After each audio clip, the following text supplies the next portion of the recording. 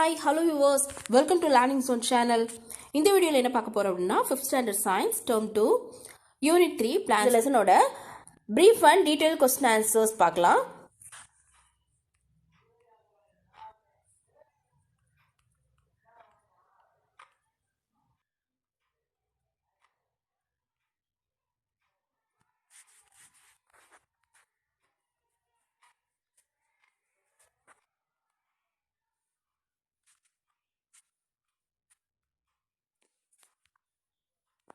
Roman letter 4, answer briefly.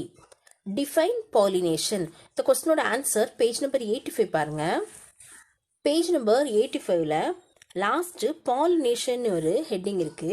அதில் பாருங்க. The transfer of pollen grains from the anther to stigma of a flower is called pollination. ஆந்தரில் இருக்கக்கூடிய pollen grains வந்து அந்த ஃப்ளவரில் இருக்கிற ஸ்டிக்மாவுக்கு transfer ஆகக்கூடிய அந்த ப்ராசஸ் தான் என்னன்னா பாலினேஷன். ஓகேவா? Second question, what is germination of seed? Under favorable condition like sunlight, water and soil, the embryo grows up into a young plant or seedling. This is called germination. Sunlight, water, soil இதெல்லாமே அந்த சீடுக்கு ஃபேவரபிளா இருக்கிற நேரத்தில் அந்த சீடுக்குள்ள இருக்கக்கூடிய embryo grow ஆகி new young பிளான்ட்டை produce பண்ணும், சீலிங்காக develop ஆகும். இந்த ப்ராசஸ் தான் என்னன்னா germination. Okay. Third question, how soil is formed? இந்த கொஸ்டினோட ஆன்சர் பேஜ் நம்பர் 90ல இருக்கு. பேஜ் நம்பர் 90ல லாஸ்ட் பாருங்க, சாயில்னு ஒரு ஹெட்டிங் இருக்கு. அதுல தேர்ட் லைன் பாருங்க, soil is formed by the breaking of rocks by the action of wind, water and climate. Soil எங்கிருந்து form ஆகுதுன்னா from the rocks, wind, water, climate இதனால இந்த ராக்ஸ் வந்து பிரேக் ஆகி சாயில் வந்து ப்ரொடியூஸ் ஆகுது. Okay. Fourth question, what is known as vermicompost? இந்த கொஸ்டினோட ஆன்சர் பேஜ் நம்பர் 92 பாருங்க. பேஜ் நம்பர் 92ல ஸ்டார்டிங்ல எர்த்வார்ம்னு ஒரு ஹெட்டிங் இருக்கு. அதுல லாஸ்ட் பாருங்க, the process of decomposing biodegradable waste by earthworms is known as vermicompost. எர்த்வார்மை யூஸ் பண்ணி பயோடிகிரேடபிள் வேஸ்ட்டை டீகம்போஸ் பண்ணக்கூடிய அந்த ப்ராசஸ் தான் என்னன்னா vermicompost. Okay, the process of decomposing biodegradable waste by earthworms is known as vermicompost. Fifth question, how the seeds are spread by water? The question answer page number 88 பாருங்க. Page number 88ல last பாருங்க, dispersal by water னு ஒரு heading இருக்கு.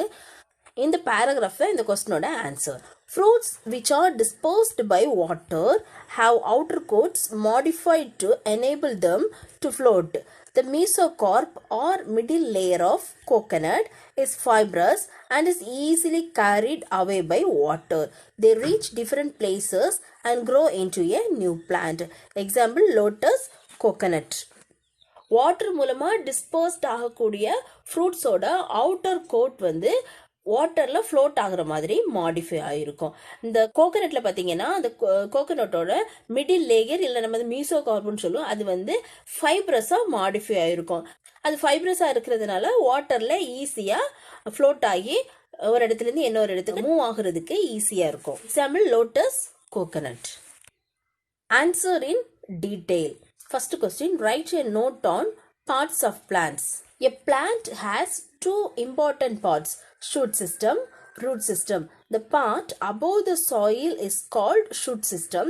It has stem, branches, leaves and flowers. The part below the soil is called root system. The root system has root and branches of roots. Some plants have a main root called taproot system. Some plants have bunches of roots called fibrous root system. Plantல two important parts இருக்கு. அது எல்லாம்னா shoot system, இன்னொன்று root system. சாயிலுக்கு above இருக்கிற பார்ட்ஸை shoot சிஸ்டம்னு சொல்லுவோம். சாயிலுக்கு below இருக்கக்கூடிய பார்ட்ஸை வந்து root சிஸ்டம்னு சொல்லுவோம். Shoot சிஸ்டத்தில் என்னெல்லாம் இருக்குது அப்படின்னா stem, branches, leaves and flowers. Root சிஸ்டத்தில் என்னெல்லாம் இருக்குது அப்படின்னா root and branches of roots. சில பிளான்ட்ஸில் ஒரு மெயின் ரூட் இருக்கும், அதில் இருந்து ஸ்மால் ரூட்ஸ் போகும். இந்த மாதிரியான ரூட்டை வந்து டேப் ரூட் சிஸ்டம் சொல்லுவோம். சில பிளான்ட்ஸில் வந்து ரூட்ஸ் வந்து பஞ்சஸ் மாதிரி இருக்கும். இந்த மாதிரிப்பட்ட ரூட்ஸை நம்ம ஃபைப்ரஸ் ரூட் சிஸ்டம்னு சொல்லுவோம். Second question, explain the methods of pollination. இந்த கொஸ்டினோட ஆன்சர் பேஜ் நம்பர் 85 அண்ட் 86ல இருக்கு. நம்பர் 85ல லாஸ்ட் பாருங்க, பாலினேஷன் ஒரு ஹெட்டிங் இருக்குல்ல, அதில் ஃபர்ஸ்ட் பாருங்க, 2 types of pollination takes place in the flowering plants. They are self-pollination and cross-pollination. The transfer of pollen grains from the anther of a flower to the stigma of the same flower is called self-pollination. The transfer of pollen grains of a flower to the stigma of another flower of a different plant of the same species is called cross-pollination. Next, page number 86 பாருங்க. Pollination by wind. The flowers pollinated by wind are mostly small in size and do not have any attractive color, smell and nectar. The pollen grains are non-sticky, dry, light and powdery. Hence, they are easily carried by the wind. Example, grass, maize, pine. Pollination by water. The flowers of water plants are not colorful and they have no nectar. Pollen grains of these plants have mucilaginous covering to protect them from getting wet. They float in water and reach the other plant. Example, Vallisneria, Hydrilla, Zosteria. Pollination by insects. This is the most common type of pollination in plants like sunflower, lady's finger, brinjal and pumpkin. Some flowers are large in size and they have sweet smell. Some of these flowers produce nectar. They attract insects like butterflies and honeybees. Flowering plantsல வந்து 2 types of pollination நடக்குது. ஒன்று self pollination, இன்னொன்று cross pollination. ஆந்தர்ல இருக்கிற pollen grains same ஃப்ளவர்ல இருக்கிற ஸ்டிக்மாவுக்கு transfer ஆகக்கூடிய அந்த process தான் self pollination. இன்னொன்று கிராஸ் பாலினேஷன். அந்த ஆந்தர்ல இருக்கக்கூடிய pollen grains வந்து சேம் ஸ்பீஷீஸ்ல இருக்கக்கூடிய டிஃப்ரெண்ட் பிளான்ட்ல இருக்கிற ஸ்டிக்மாவுக்கு டிரான்ஸ்ஃபர் ஆகக்கூடிய அந்த ப்ராசஸ் தான் என்னதுன்னா கிராஸ் பாலினேஷன்.